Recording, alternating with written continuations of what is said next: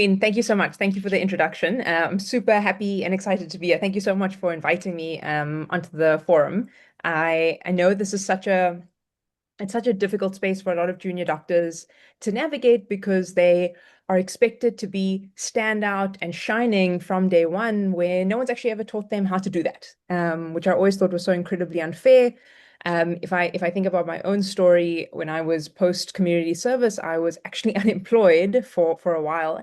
Walked into interviews, not having any idea what I needed to do, not knowing anything about how to put a nice CV together. I didn't even understand what was a good CV, what was noticeable, how was that going to get me in the door, how was it, and when I did get in the door, what was I going to say in the interview? And so all of that was such a painful process, and it was consistently something that I know that junior doctors, like however many people are on the session at the moment, have gone through something similar, or if you have gone through the interview process before, you know how painstaking it is and how uncertain it is, and that no one really knows how to give you the advice. Or when you do get advice, it's very sort of piecemeal, ad hoc advice. And so today, Queen, thank you so much for reaching out, is that we hopefully wanted to streamline that advice and so that it makes it more palatable, and hopefully you can take away something constructive from the session to actually apply it to your own situation at the moment. Yeah. No, thank you so much for that. I mean, as you said, it's a much anticipated or much needed session because I don't think any of us have a clue in terms of what is expected of us from a CV. But just to start off, what makes like a medical CV stand out? Let's say you're applying for a medical officer post slash maybe registrar post where there's like 300 applicants and you want to be the one that's shortlisted for the 10 people that are going to be interviewed. What is it that you need to actually include in your CV? So thank you. Great question. So when you're putting a CV together, the most important part is that you're obviously you're going to fill out your Z83 application. And then when you're putting your CV together, you ultimately want to make sure that it's easy to read, it's scannable within 20 to 30 seconds, it's clear, concise, well formatted, and has a nice flow to it. Um, that's the number one. Just want to make sure that everyone can hear. That's the number one area that you need to make sure that you've done correctly, because the problem is that when panels are seeing 300 CVs at a time, they really only have a few seconds to scan the CVs that have come across their table, and if they can't find the information they're looking for, they'll just assume that it's not there, even though that you know that that's not true, and even though you know you're an incredible candidate. So maybe I can give you an example. I've got a friend of mine and a colleague who's worked in a medical officer post for the last going on to 4 years. So exceptional at her job. She's done all the courses. She's gotten involved in research. She's excellent at her job, incredibly competent at a tertiary level, but she still didn't get called for an interview. And so you know that when you apply, it's not about the fact that you're not good enough, because the reality is that we are always good enough. We're probably even better than just good enough. But it's that, is this mapped out in the way that's correct so that the person on the other side of the panel can read this piece of paper and say, yes, I agree, this person is good enough. And so what your CV, like I said, must have, you want to make sure you've got your clinical experience, your background education history. You want to make sure you've listed your courses, and then you want to make sure you've listed anything where you've gotten involved in research, leadership and admin qualities, or any teaching and training. And that is the core of what you need for your CV. So you want it to be a clean layout, you want it to be bullet point, you want it to ultimately tell a story. So it must be able to nicely tell your career story in a way that makes sense. And the way to test this quite nicely is to draft a CV and then give it to someone a bit more senior or a friend or a colleague and say, hey, if you had 30 seconds to scan this, what would your takeaway be? And if you can do that confidently and comfortably, then you've summarized your background history quite well. And the mistake that people typically make with their CVs is that they either make them too long or too short, or it's too cluttered, or they're missing high value information. And so if any of those mistakes are happening, it's a CV that's going to get thrown out, or no, I don't want to say thrown out, but it's gonna be CV that's gonna be overlooked, should I say. I hope that answers your question, Queen. Actually does. I think you've just sort of compacted all the questions that I have for you in one answer. Oh, But I think also the fact that, you know, people need to scan our CVs in like 30 seconds and be able to decide that this is the right candidate. The throw off is that most of us, because you have an MPCHB, we all have done community service, we've all have done internship. The assumption is that they know that, you know what, I'm a doctor, you know, I've done obs and gynae, I've done internal medicine, because it's just a structure of an interview. But if you're someone who's like a grade one medical officer applying for a job for the first time where you don't necessarily have a lot of experience, how do you actually make it stand out with the basic experience that we have with just internship and community service? so so the advice that I'll always give someone when they ask me that question is that firstly, read the job description of the post that you're applying for. I know it sounds silly, and I know you're thinking, oh, that sounds very obvious, but I think we tend to overlook what the job description actually asks of us. And so hone in on that, if it's a website online or it's a circular, if it's an application for your website or on your province's website, or a circular that's been rotated for an ad or block ad, just have a look and see what are they actually asking for. How much experience are they asking for? And sometimes what they'll include is that it'll be like nice extras or nice to haves that the candidate should have in addition to the normal. Because in general, in order to apply for a medical officer post for in government, you just need to be an independent practitioner, typically speaking. That is the limit. You just need to be registered with the HPCSA and have an MP number and be an independent practitioner. And then obviously the the time goes, depending on what position you're applying for, the discipline, the province that you're in, it becomes increasingly more competitive. So, for example, a medical officer post in general surgery in the Western Cape will be highly competitive versus an obs and gynae post as a medical officer in the Northwest, for example. And the reason that is that it's just where people are moving to and migrating to. So the more sought after areas and disciplines are going to be more competitive. And the reality is that if you have internship in ComServe, the question that I will always ask you is that how can you provide value to your system or to your department?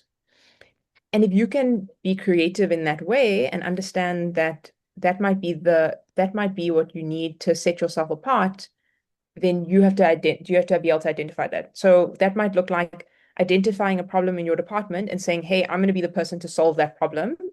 And I'm going to make sure the department knows me for that thing, that problem that I've solved. And so that my colleagues know and my juniors know and my head of department knows. And so that visibility of you solving a problem creates a reputation. So, you walk into a room or you walk into a department and they say, oh, wow, so-and-so, Dr. So-and-so did this for our department. And so you become recognizable. And those are the types of qualities that you want to have in order to stand out from the rest. The reality is that we all did an MBCHB, we all do internship and community service as a standard, and everyone can do courses. So if all you're doing is more courses to set yourself apart, you're going to be competing with hundreds of others who are doing the same, because paying for a course just to add another course to your CV isn't enough to make you stand out. If you told me you developed a course for something, or you developed a teaching program for something, or you I don't know, did some sort of fundraising or community outreach for a discipline, that would be more impressive. That would be a bit more standout. So hopefully that answers your question, Queen. The most basic way to do it, no matter who you are, no matter what department, and no matter where you are, what value can I provide to my unit, and what solution can I give for the problem that this unit is having? How can I solve a problem for my unit? And that is impressive. Interesting. It's so interesting that, you know what, like our thinking, it's almost like we're like very clinical orientated. You know, if I want to do obs and gynae, I have to say I've done this many Caesars and I've done this and I've done that. But actually, what is the greatest limitation for us I've seen is that we struggle to think out of the box in terms of innovativeness and, being creative and getting involved in things that would actually make you stand up. But I think we take that advice definitely. So I think people must just start exploring, finding innovative way of making themselves stand out. And I've written down for someone that has just joined in terms of what is expected of a CV. So you need your clinical experience. Of course, it will speak to whatever skill set that you have attained with respect to the post that you're applying for. And then you need your background, which will be your medical background. You do have an NPCHP, you do have all of the courses, and then also the courses that you've done, and also any teaching and training things that you've done in the background, and also the any research or any admin work, even like admin could be like doing the roster for your department, I'm assuming, because it's some kind of administrative work. So once you have this on your CV, in terms of length wise, what would you advise? Should we have like a 1.5 page CV with the other question that people have, picture or no picture? And then the second question is cover letter or no cover letter? So would you recommend that people put their pictures on their CV, or should they also have a cover letter? Once they have this information compacted and lengthwise, what would be typically, easy to read CV? 1.5 page, enough? Yeah, so I would say somewhere between 2 and 3 pages would be enough. Less than two is almost nothing, and then more than three is a bit excessive. And the idea is that you always want to have high value information. Where it comes to a cover letter, I've heard both schools of thought. Some people say don't add a cover letter, and some people say do, depending on what department you're applying for. If you're not sure, reach out to the department that you're applying to, and you can always ask and say, would you like a cover letter or not? What I know consultants and specialists say about a cover letter is that people tend to overexpand on information that is not really relevant, which then makes it a bit hard to be able to scan your CV quickly. So, for example, if you draft a cover letter and you talk about all your achievements in high school and that you were a duck scholar or you got all these awards and you spoke about your career, your scholarly career, then maybe that's less interesting to them because how does that show who you are now as a clinician? Whereas if you tell them a brief about yourself that I'll give you an example. So I have a colleague of mine who did amnion transfers from after cesarean sections from a placenta, specifically for an ophthalmology unit, so that the amnion could be used as a very versatile type of tissue for the eye. To give you an example, very unique, a very standout sort of quality. And that was amazing. He really provided a solution to an expensive problem that existed in the department. And so he was taught that elsewhere and he brought it back to his unit for where he was applying. And so that something like that was incredible. And so if you want to give a little brief overview about why you're so stand out, that would be a good place to put it in a cover letter. But if you make the cover letter too long, it just makes it harder for the clinicians to read. And then in terms of a photo, honestly, it really just depends on how comfortable you are. You're not going to be scored badly one way or the other if you have a picture or not. So it's just your level of comfort. If you don't have a picture, it's absolutely not a problem. If you want to put a picture in, that's great. Make sure it's a professional picture, and that you feel like you've presented yourself well. But if you also are not comfortable with that, there's no need. You don't need to have a picture in your CV. I Mm. hope that answers your question, Queen. Yeah, it does. Thank you so much for that insight, actually. And then let's say, I mean, right now we need to expand our thinking because of we don't have jobs. Now you need to start typing a CV for a corporate job, which is different from what you like your bread and butter of clinical medicine, where you can tell them I've done an ATLS and all that.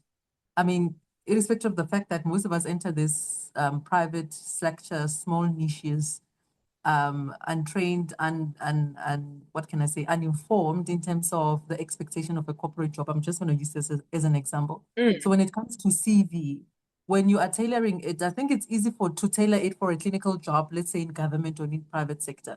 But when it comes to private, out of the box, non-clinical job how would you advise that people actually structure the CVs?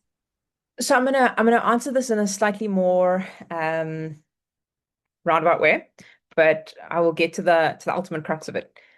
So if you're deciding to take a step out of clinical medicine, which is also a great idea, if you feel that clinical medicine is not for you and you want to go explore other options, you absolutely should.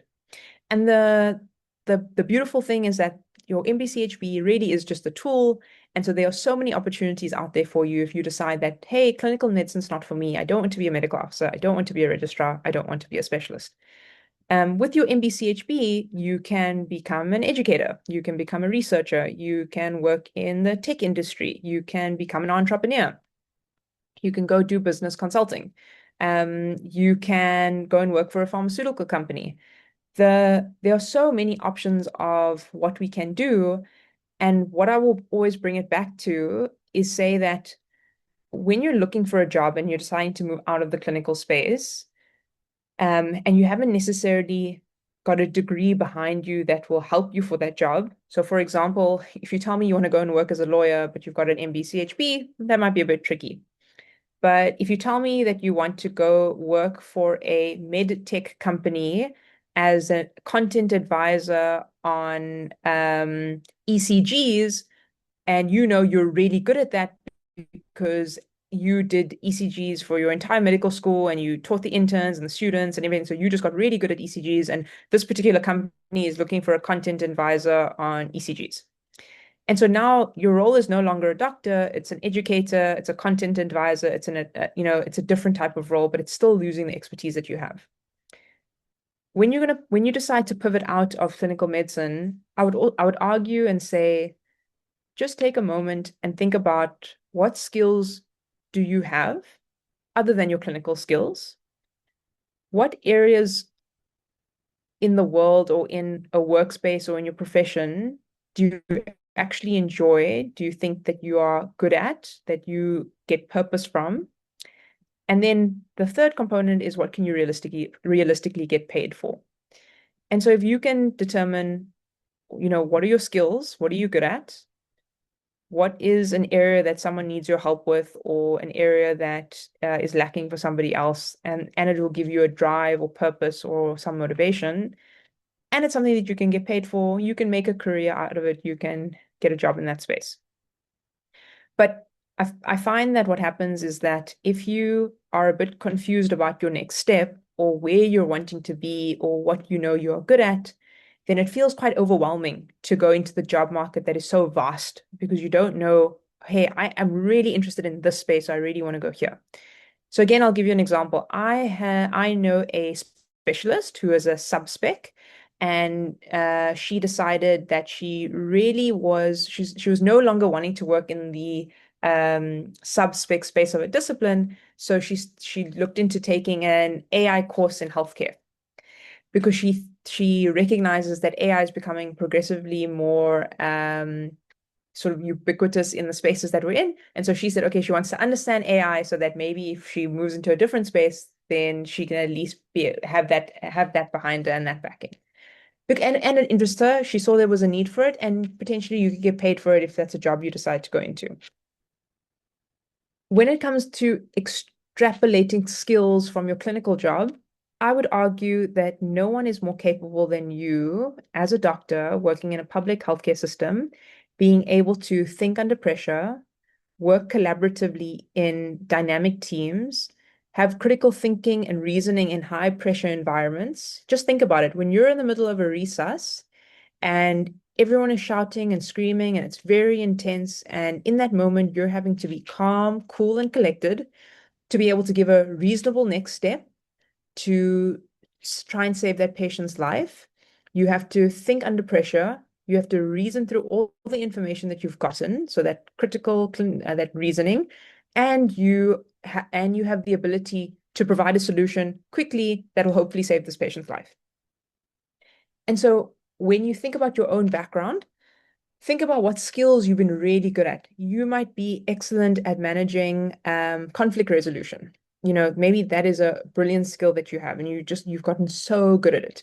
Maybe you are really good at managing high pressure environments where you've got a clinic of 100, 200 patients and it's you and a doctor that's more junior to you in a clinic. And so now you're having to delegate more effectively. You're needing to ration your resources more effectively. Those are amazing skills. Those are arguably what we would call soft skills, but soft skills don't mean less important. They're just a different type of skill. A hard skill is that you know how to put in an LP, you know how to cut a Caesar, you know how to do a spinal or a GA, or you're able to do an RF. But those soft skills are really important because those soft skills are what allow you to pivot outside of clinical medicine if that is what you desire. But I would argue and say when you make the shift, and maybe goes a little bit beyond just talking about CVs and interviews, but I would say that have a bigger picture for what you would want your professional life to look like. Um, and this might be a slightly unpopular opinion, but have an idea of, maybe how much money you'd want to be earning, what kind of career space you'd want to be in. What does your day-to-day life and job look like? Because once you can figure out that scenario, it makes it that much easier to pinpoint and say, hey, this is the type of job that I want to apply for. And then you can go and search around for that, whether that's staying in South Africa or whether that's moving overseas. But if you don't have an idea of what type of work you'd like to be engaging in, then it'll make it really hard to decide what job to go for because there are thousands of jobs that you could potentially apply for. You're a doctor, you're highly sought after, you're intelligent, you're capable, you work under high pressure environments, you have excellent excellent critical reasoning skills and critical thinking skills. You work in a dynamic environment. You've bounced around between getting through one of the hardest degrees that we have, MBCHB, for 6 years. Then you do internship, which I know we all go through the pressures of internship. You build up resilience, you build up strength, you build up your intellect, your knowledge, and then you shift and you maybe go to another part of the country as a community service doctor, having to be independent for the first time, maybe running a unit, feeling like you're running a hospital, feeling like you're having to delegate all the time and really keeping the system going so that you can ultimately provide a service to your patients to make sure your patients are cared for, to make sure the unit is serving the community in the way that it was intended. And all of those skills bundled together make you an excellent candidate for no matter what role you decide to go into.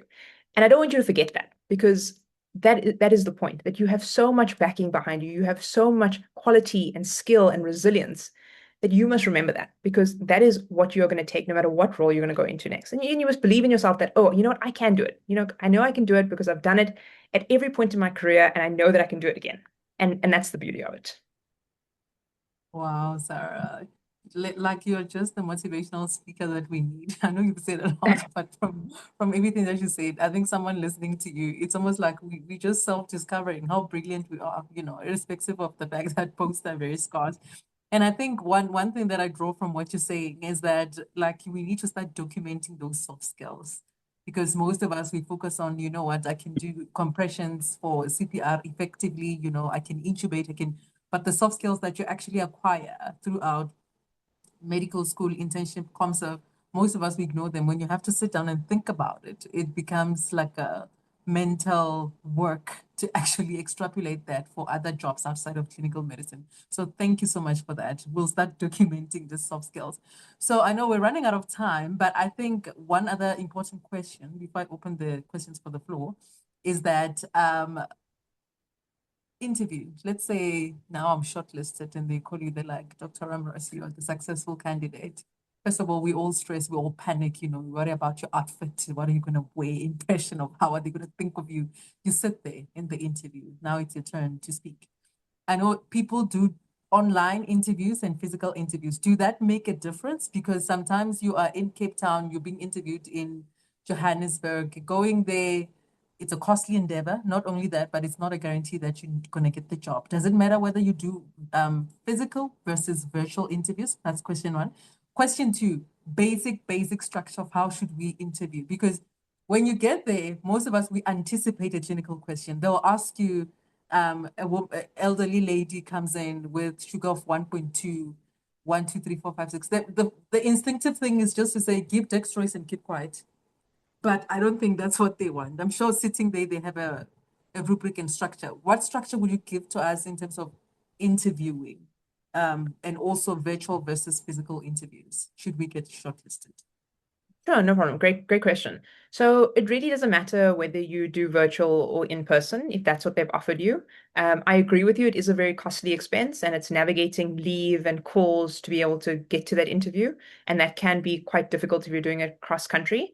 What I would just say is that if you are going to do a virtual interview, just make sure you've got a good internet connection. You've ideally got a webcam. It is nice for them to see you. I feel like they can just get to know you a little bit better if they can actually see your face. You can see their faces as well. And sometimes it's just helpful knowing that you're speaking to another human being on the other side. So good internet connection. You want a webcam, or make sure you've got a camera on your laptop that's working well, and a quiet environment so that there isn't noise distracting you in the process. If you're maybe working in ICU and now you've got machines buzzing in the back and alarms going off, it's quite distracting for you and as well as for the panel.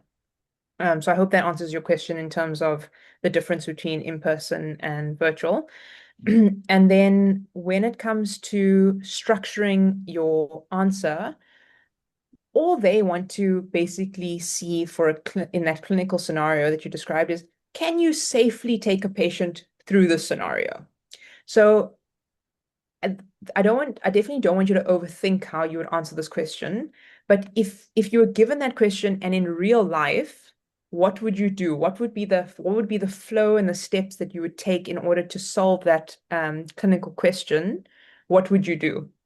And the reality is that if you had a patient like that, you wouldn't just give dextrose immediately. You would say, okay, well, first I need to do an initial assessment of the patient because that's what you would do. In a real life scenario, you're assessing, you know, does this patient need my active resus? Am I having to go do compressions here because this patient is completely knocked out and unconscious?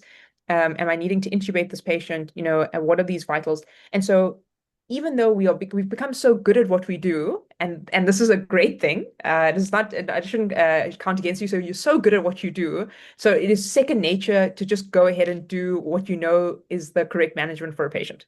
But because the panel doesn't know you, they haven't worked with you, they don't know anything about you. All they would have gotten is your CV. You have to very confidently go through that clinical scenario describing to someone what you would do for that patient, how you would safely take them through from like A to Z for their clinical care. And so you want to mention all those steps. Don't treat it like an OSCE. No one's going to give you feedback. So just keep talking in terms of making sure that you're covering the whole scenario of what you would deem safe for that patient. Mm. And then last from me, Yeah, then I'll open sure. to your three people to ask question. I hope we still have 5 minutes of your time. But like, I do understand that you need to like take it stepwise, but because of anxiety and stress and whatnot, we tend to just give the most relevant answer and keep quiet.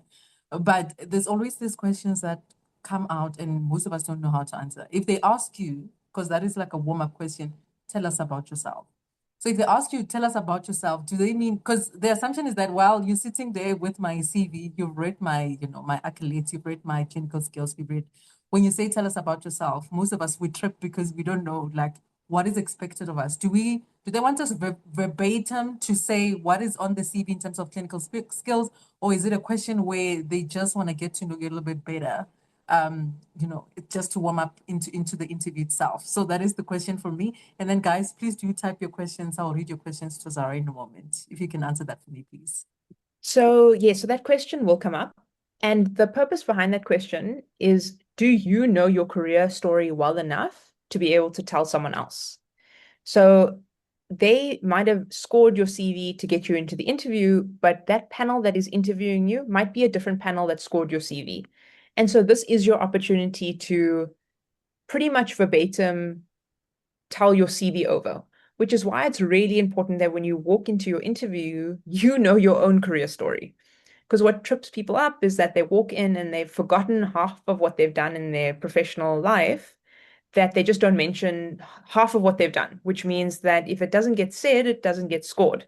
And if, for example, Queen, it's you and I on the panel, and we know that our colleagues have put together a list of shortlisted candidates when they looked at a batch of CVs. But now we have no idea who the candidates are. We're going to meet them for the first time. We haven't looked through all the CVs. And now someone walks into the door and just says, hi, I'm from I worked as a medical officer in the Western Cape at the secondary level hospital, and I'm currently in the anesthetics department, for example. And if that is where you stop, then it makes it very hard for them to really understand who you are, what you've done, and where you've come from. So you really do just want to be able to know your CV well so that you can be able to present that back to them. Yeah, sure. I I once saw a post where the interviewer was an AI agentic or bot. So I wanted to know if you have any space or details in interviews conducted by AI bots, as well as um, what your knowledge is around, especially in that regards. I know in I've heard that now they use AI to sift CVs.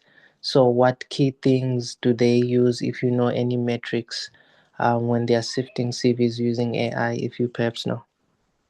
So, great question, Russell. Like I said, we're more in the public healthcare clinical space in South Africa, so we haven't really moved into the AI space. What I can tell you from my own personal experience of doing an AI general or AI sort of conducted interview is that they will typically ask you questions, and then just like you would in any other interview, you would answer these questions in a way that you would deem fit. And then they basically record that and analyze and process that, but that's my own personal experience, not professional experience that I can give you. Unfortunately, I haven't quite moved into that space. We're focusing more on the public healthcare space for clinical medicine at the moment. But thank you for the question. And another question in the chat: do you know of any doctors who have made it into the finance space? Some doctors have, yes. So they've pivoted. Some doctors have pivoted to consulting work or mostly actually consulting work. And some doctors I know become entrepreneurs. Some doctors do their MBAs. But it depends on finance space is quite a broad category. Do you wanting to do economics, or you wanting to do sort of more in the account space, or you wanting to be running a company? Finance can be quite broad. So it just depends on what your area of interest is. But I know that there are consulting firms like McKinsey, Bain, for example, that do take on doctors. But it would be great if you had some sort of experience in a more corporate background. And that's obviously going to be a difficult one to get, or just being able to position yourself in a different way so that a corporate space or a company like that will be wanting to hire you. I know a lot of people do end up going to do their MBAs so they can feel more prepared to actually have a job like that. I hope that answers your question. Hopefully it's Dr. Nkata, if I've pronounced that correctly. Amazing. Well, thank you so much, guys, for your time. I know how valuable and precious your time is, so thank you for spending this evening with me and listening to me talk and rant. Hopefully you learned something valuable, and hopefully I can help you in a way to be able to be more successful going forward. I've dropped the link to my website in the chat, and so feel free to reach out. Like I said, there's more free content on the website itself, and as well as my YouTube channel as well. You can check out more information around what you actually need to be more standout, and how you can position yourself to be even better than what you are now, which is also amazing. So don't forget that. Thanks for spending tonight with me, and all the best for for the rest of the year. Keep well.